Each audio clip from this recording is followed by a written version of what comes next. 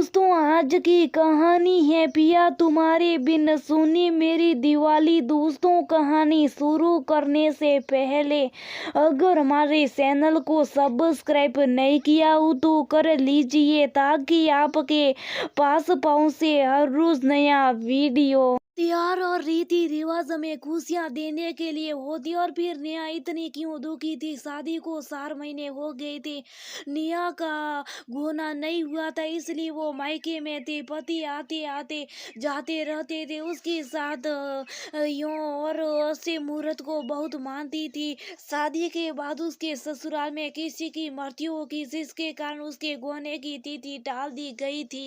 शादी के बाद उसकी पहली दिवाली थी। वो अपने पति को फोन पर बोली, आपके बिना सारे त्योहार के रंग फीके लगते, मन में कोई पटाखे नहीं फूटते और न ही मिठाइयाँ की खुशबू अच्छी लगती है, बताओ मैं क्या करूं। मानव बोले, मैं भी हर त्योहार तुम्हारे साथ मनाना चाहता हूँ परंतु क्या करूं, तुम्हें खुश करता हूँ तो माँ दुखी हो जाएगी और त्योहार में घर छोड़कर तुम्हारे पास आना सही होगा, तुम्हारी क्या राय है। वो बोली, नहीं नहीं ऐसा मत कीजिएगा, लक्ष्मी पूजा के दिन बेटा घर में ना रहे, किसी भी माँ को ये बात बुरी लग सकती है। मैं तो बस अपने मन को दुख आपको बता रही थी। खाने के लिए मानव के पिता उसे बुलाने आ रहे थे, तभी हुआ ने अपने बेटे के मन की बातें सुनी। अपनी पत्नी से जाकर बोले, जहाँ त्योहारों में हर बच्चे खुश होते वहीं इस दिवाली तुम्हारा बेटा दुख की चादर ओढ़कर बैठा है। माँ चिंता में बोली, उसकी तबीयत तो ठीक है। वो बोले, नहीं नहीं, जोड़े को तुमने रीति रिवाजों का वास्ता देकर दोनों को अलग कर दिया। वह बहुत दुखी है या तुम्हारा लाडला दुखी, ऐसे में हम दिवाली कैसे मनाएंगे। देखो जी, आप जानते हो मैं रीति रिवाज के खिलाफ नहीं जा सकती हूँ, फिर भी मैं अपने बच्चों को दुखी नहीं देख सकती हूँ। आप रुकिए, मैं उसे बुला कर लाती हूँ। फिर वो गई और बेटे को खाने के लिए बुला कर लाई। बेटे ने भी अपना दुख माँ के सामने जाहिर नहीं होने दिया। मानव के ऑफिस में भी 2 दिन की छुट्टी होगी। माँ ने पूछा, बेटा 2 दिन की छुट्टी होगी, अब क्या करोगे। वो हंसकर बोला, बाहर तो दिल लगता नहीं माँ, और दिवाली में कहीं और जा नहीं सकता, तो चलो घर की साफ सफाई में आपकी मदद करूँगा। माँ बेटे के चेहरे को देखकर मुस्कुराती और सोचती, कितना समझदार है मेरा बच्चा, जो अपने दुख को छुपाकर अपनी माँ को खुश करता है। तो क्या इसकी खुशी के लिए मेरा कुछ फर्ज नहीं बनता है।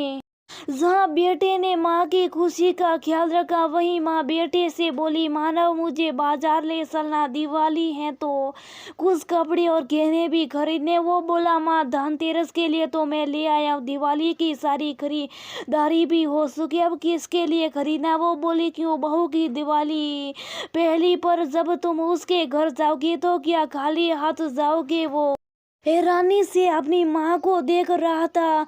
वो बोली, घर की लक्ष्मी अभी घर नहीं आ सकती तो क्या उसे उपहार भी न दिया जाए। घर की पूजा खत्म होने के बाद तुम बहू से मिलने उसके मायके चले जाना। मानव का ससुराल कुछ घंटों की दूरी पर था। माँ की बातें सुनकर वो बोला, अरे नहीं माँ, कोई जरूरी नहीं है। माँ बोली, ये मैं तुम्हारे लिए नहीं अपनी बहू के लिए बोल रही हूँ। आज मैं सास बनकर नहीं बल्कि एक पत्नी बनकर सोच रही हूँ। जब मैं इस घर में ब्याह कर आई थी और तुम्हारे पिता कुछ महीनों के लिए मुझे छोड़कर चले जाते थे तो सबके रहते हुए भी मैं खुद को कितना अकेली समझती थी ये महसूस कर सकती हूँ। मानव का मन तो था ही परंतु अपनी जिम्मेदारियों से वो पीछे नहीं हटना चाहता था। पति धर्म को निभाने के चक्कर में वो एक बेटे का धर्म नहीं भूल सकता था, परंतु अब जब माँ ने बोल दिया है तो वो खुशी खुशी जाने के लिए तैयार हो गया और नेहा को ये खबर दी कि मैं आ रहा हूँ तुम्हारे साथ दिवाली का त्योहार मनाने के लिए। सुनकर नेहा फूली नहीं समय और